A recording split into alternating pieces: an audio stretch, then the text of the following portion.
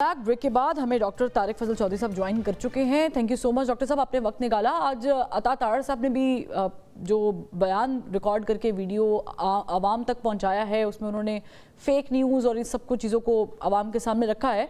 But my question to you is कि हम numbers में नहीं जाते कि कितने लोग इस पूरे सानहे के अंदर गए हैं जानों से, लेकिन जितने भी गए हैं, लेट्स से कि हम मिनिमम नंबर पे चले जाते हैं, मैं कहती कोई एक बंदे की भी जान चली गई, 2 बंदों की चली गई, आप नहीं समझते कि इसकी जिम्मेदारी हुकूमत पर ज़्यादा आयद होती है, क्योंकि हुकूमत का काम उसको पूरे एपिसोड को तरीके से हैंडल करना था? आप लोगों की तरफ से क्या गलती हो गई? हाँ, बिस्मिल्लाहिर्रहमानिर्रहीम। देखिए, जिम्मेदारी हमेशा उन लोगों के ऊपर इस तरह के वाक़यात में जो नुकसान होते हैं, चाहे वो जानी हो चाहे माली हो, उन लोगों के ऊपर आयद होती है जो इस तरह के हालात और वाक़यात बनने का सबब बनते हैं। और ये जो हालात और वाक़यात रहे, जो दंगा फसाद रहा, जिसको इन्होंने एक नाम नेहाद सियासी मार्च का नाम दिया हुआ है, इससे शुरुआत से लेके वज़ीर आला गंडापुर के पुरतशद्दुद बयानात से लेके उनकी तमाम तर सरकारी वसाइल को इस्तेमाल करते हुए जो तैयारियां उन्होंने की, डंडा बरदार जुलूस, आंसू गैस पे लिए हुए उनके काफिले और वेपन्स भी, उसकी भी वीडियोस आपने देखी। तो ये सारा तैयारी करके वो जो इस्लामाबाद के ऊपर हमलावर हुए, तो गवर्नमेंट के तक तो जो जिम्मेदारी पहुंचती है वो तो शुरू हुई अटक पुल से। वहाँ सबसे पहले इन्होंने 60-70 पुलिस वाले जख्मी किए, शदीद जख्मी किए। उसके बाद रास्ते भर में ये पुलिस पे जलाओ पथराव करते हुए जब इस्लामाबाद पहुंचे, तो डी चौक पहुंचने से पहले 5 बंदे ये शहीद कर चुके थे, जिसमें 3 रेंजर्स और 2 पुलिस वाले जवान हैं। अब मुझे बताएं कि गवर्नमेंट ने तो अपनी जिम्मेदारी अदा करते हुए इस्लामाबाद में लॉ एंड ऑर्डर की सूरत हाल और शहरियों के जान माल के तहफ़्फ़ुज़ के लिए वहाँ पे लॉ एनफोर्सिंग एजेंसीज जो है ये खड़ी की हुई थी। लेकिन इसका कोई बेहतर तरीकाकार आप समझते हैं? अब चूंकि ये सब कुछ हो गया है डॉक्टर साहब, लेकिन कोई बेहतर तरीकाकार और हो सकता था हैंडल करने का? देखें, बात यह है कि हो नहीं गया, कीमती इंसानी जाने गई हैं, शहादतें हुई हैं। वो क्लेम कर रहे हैं कि 12 लोग हमारे शहीद हुए हैं। वो नंबर गेम अगर कोई है उनके शुहदा, वो भी हमारे लिए, उनके लिए भी उतनी ही तकलीफ है, वो भी हमारे लिए उतने ही पाकिस्तानी हैं, उतने ही भाई हैं। सवाल ये है कि हो नहीं गया, सवाल ये है कि ये क्यों हुआ, और सवाल ये है कि हम उनके जो अहले खाना है उनको जाके क्या जवाब दें, चाहे वो पीटीआई के शुहदा हों या हमारे जो रेंजर्स के और पुलिस के शुहदा हैं, कि ये अपनी ड्यूटी की सरअंजाम देते हुए जो शहीद हुए हैं, इससे किसी ने क्या मकसद हासिल किया है? गंडापुर साहब बताएं कि what they have achieved. PTI बताए कि बकौल उनके I totally get it। मेरी अभी बैरिस्टर अली जफर से गुफ्तगू हो रही थी, तो उनसे मैंने एक लास्ट में सवाल किया था, आई होप कि आपने सुना होगा, कि क्या पार्टी को नुकसान हुआ कि नहीं। उन्होंने कहा इसका आगे चल के फ़ायदा ही होगा। अब वो कह रहे हैं कि उनके पॉइंट ऑफ व्यू के मुताबिक आगे चल के फ़ायदा होगा जो भी हुआ है पाकिस्तान तहरीक इंसाफ को। तो इसको हम इस तरीके से कह लें कि जो कुछ हुआ है हुकूमत के गले भी पड़ सकता है। देखिए कि गले किसी के पड़े या ना पड़े तो बात की बात है, क्या होता है क्या नहीं होता। मैं तो बहुत ही यानी ज़मीर फरोश और मुर्दा उस बंदे को कहूँगा जिसने ये कहा है कि इसके बाद जाके हमें फ़ायदा भी हो सकता है। कि 17 जाने बकौल आपके गई हैं, 5 तो कंफर्म है ना, जो हमारे जवान लॉ एनफोर्सिंग एजेंसीज के लोग शहीद हुए हैं। आप अपने भी कह रहे हैं कि हमारे लोग भी शहीद हुए हैं, और उसके बाद आप कह रहे हैं कि इससे हमें फ़ायदा भी हासिल हो सकता है। पता नहीं किस ज़मीर के लोग हैं ये, मैं तो समझने से कासिर हूँ। लेकिन अगर आप ये समझती हैं कि गवर्नमेंट की, तो मैं आपको कह रहा हूँ कि गवर्नमेंट तो अपनी जिम्मेदारी अदा कर रही थी।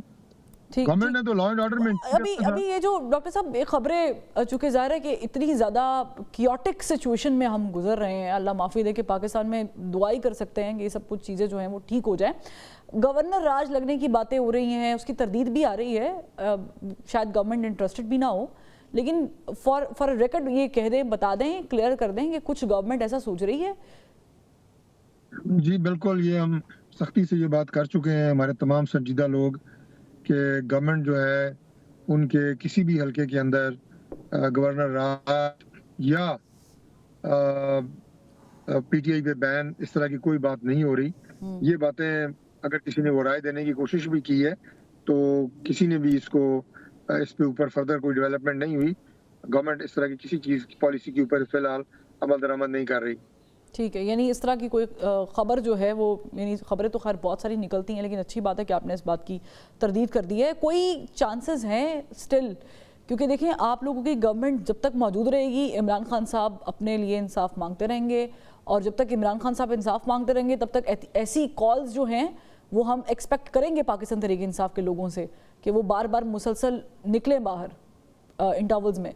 तो ये तो फिर अगर जी जी अगर एडमिट करते हैं 12 लोग अपने और 5 के मिला के, दोबारा मैं कहूँगा कि 17 लोग, 17 खवातीन को बेवा करके और 17 माओं के घर उजाड़ के, और अभी भी अगर उन्हें कोई शौक है वो आजमाए करें, वो तो उनकी अपनी पॉलिसी है, मैं उन्हें तो कुछ नहीं कह सकता क्या उन्होंने हासिल किया और मजीद क्या वो इस लेकिन तरीके के लेकिन इसका एहतजाज के एक जरिए। सिंपल हल ये होता है डॉक्टर साहब कि आप एक टेबल टॉक करें जो भी बात है, हालांकि ये तो मुज़ायका ख़ेज़ बात है कि अदालतों में केसेस चल रहे हों और अपोजिशन कह रही हो हमारे लीडर को छोड़ें, वो तो अदालतों नहीं छोड़ना है, लेकिन ऑन दी अदर हैंड जिस तरीके से केसेस बनते हैं रोज़ बरोज़ नए नए, ऐसा लगता है कि हुकूमत इंटरेस्टेड है उसमें केसेस बनाने में, तो कोई बातचीत कर लें। नहीं, हुकूमत क्या इंटरेस्टेड होनी है, केसेस तमाम लीडर्स के खिलाफ बनते रहे हैं पाकिस्तान में, कौन सी लीडरशिप है जो जेल नहीं गई, कौन सी ऐसी छत गिर गई है, पाकिस्तान की सियासत में ये चीज़ें होती रहती हैं।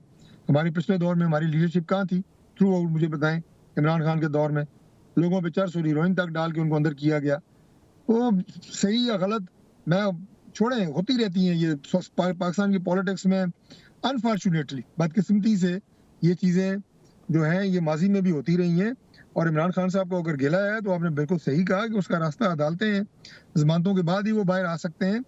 बाकी मुज़ाकरात की जो बात है अल्टीमेट हल वही है।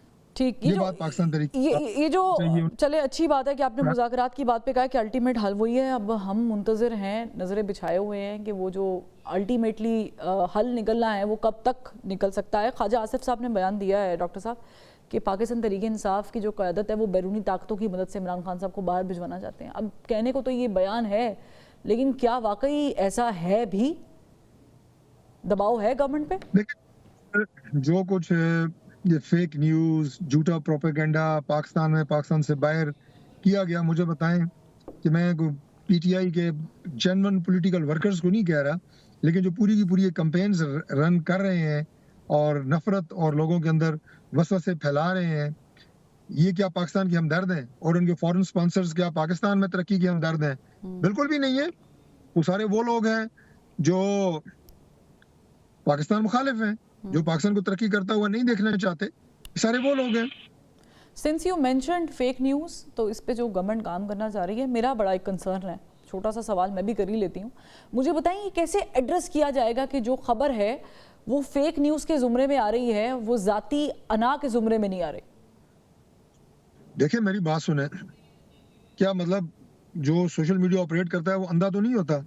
उसे पता है कि मैं गजा की शुहदा की तस्वीरें लगा के इन्हें इस्लामाबाद के शहीद कह रहा हूँ सोशल मीडिया पे, और उसके बाद वो आपके पास आए, आपको भी पता हो, नजर नहीं आ रहा, तो आप भी आगे फैला दें, आप भी उसमें शामिल हैं, मैं फैलाऊंगा, मैं भी शामिल हूँ। मैं तो उसकी तस्दीक करूंगी ना, मैं तो उसको ऐसे रीशेयर या रीट्वीट नहीं करूंगी।